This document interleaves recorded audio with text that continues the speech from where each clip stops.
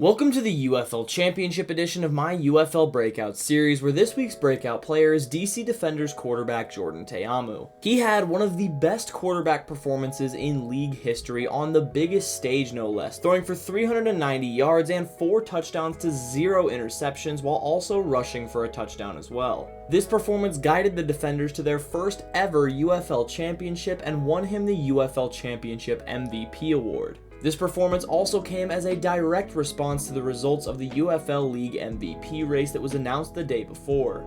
The award instead went to Bryce Perkins, the quarterback of the Michigan Panthers, who was standing on the other side of the field from Ta'amu in this game, and still offended that the trophy didn't go his way. Ta'amu left it all on the field with something to prove. So let's take a look back at his career so far to see how he made it to this breakout performance, and then see where he could be headed next. Ta'amu was actually a 0-star recruit out of Pearl City High School in Pearl City, Hawaii in the class of 2015. He decided to go the JUCO route and committed to New Mexico Military Institute. While he barely played in his freshman year, his sophomore season was one of the best in the country at the JUCO level. He threw for 3,014 yards and 32 touchdowns to only 8 interceptions, with an additional 7 touchdowns on the ground. This campaign gathered him several FBS offers from the likes of Minnesota, New Mexico, Southern Miss, and the school he eventually committed to, Ole Miss. He appeared in over half the games his first year with the Rebels and threw for 1,682 yards and 11 touchdowns to only 4 interceptions. He solidified himself as the starter for the 2018 season, and he didn't disappoint whatsoever. He threw for an impressive 3,918 yards and 19 touchdowns to 8 interceptions while also rushing for an additional 6 touchdowns. He finished the season ranked second in the SEC in passing yards, only behind Tua Tagovailoa. This wasn't enough to get him drafted, however, as he was left to sign as an undrafted free agent. He eventually did find somewhere to sign, and that place was in Houston with the Texans. He signed with them for their rookie minicamp, but didn't even make the preseason roster, to the surprise of many.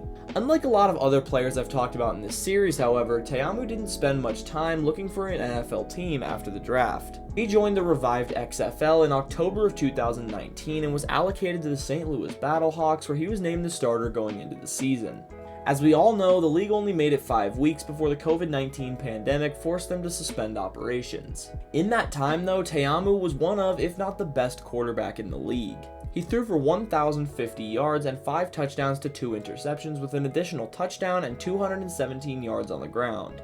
Despite the small sample size, this performance caught the eye of several NFL teams.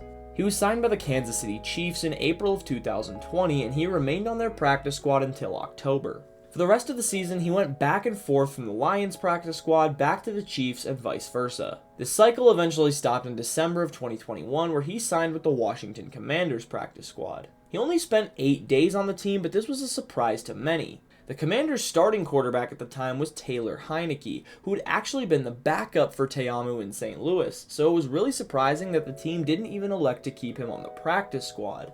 His next NFL stop was with the Carolina Panthers, where he remained for the rest of December, but he was released on January 4th of 2022. Looking for more in-game experience, Ta'amu turned back to spring football, entering the 2022 USFL Draft. He was selected by the Tampa Bay Bandits and won the starting job going into the season. He had another successful year now that he once again had the chance to show what he could do, throwing for 2,014 yards and 15 total touchdowns, leading the league in both statistical categories. His interception total was a little bit concerning though, as he threw 12 that season, and this was likely what kept NFL teams from taking a chance on him. With the announcement that the Bandits would be replaced by the Memphis Showboats for the following season, Ta'amu didn't elect to re-sign and instead went to the XFL, which was making its return under a new ownership group. He was allocated to the DC Defenders and won the starting job once again, throwing for 1,878 yards and 14 touchdowns to only 3 interceptions.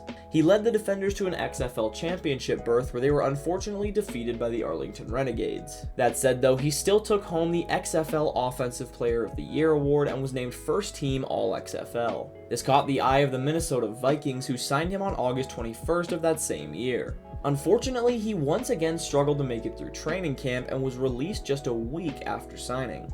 This is what led him back to the Defenders, however, and now as members of the merged UFL, they turned back to him as the leader of their team for 2024. His 2024 season was solid with 1,854 passing yards and 15 touchdowns, but his interception total cost him again as he threw 9 in 10 games, and his team struggled as a result, missing the playoffs. He then returned to the Defenders in 2025 with a new attitude of sorts. He put up an MVP caliber season, throwing for 2,153 yards and 17 touchdowns to just 4 interceptions.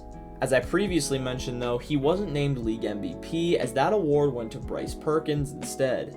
With that chance to get his revenge against Perkins and company, along with the chance to prove to the world who deserved that award, he put up this electric performance this past week and exposed the Panthers' defense in just about every way possible.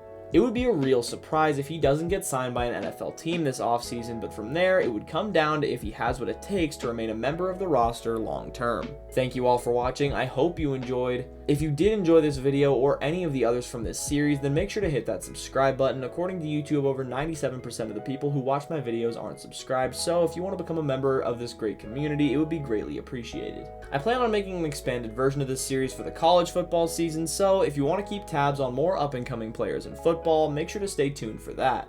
Other than that, I will see you all next time. Take care.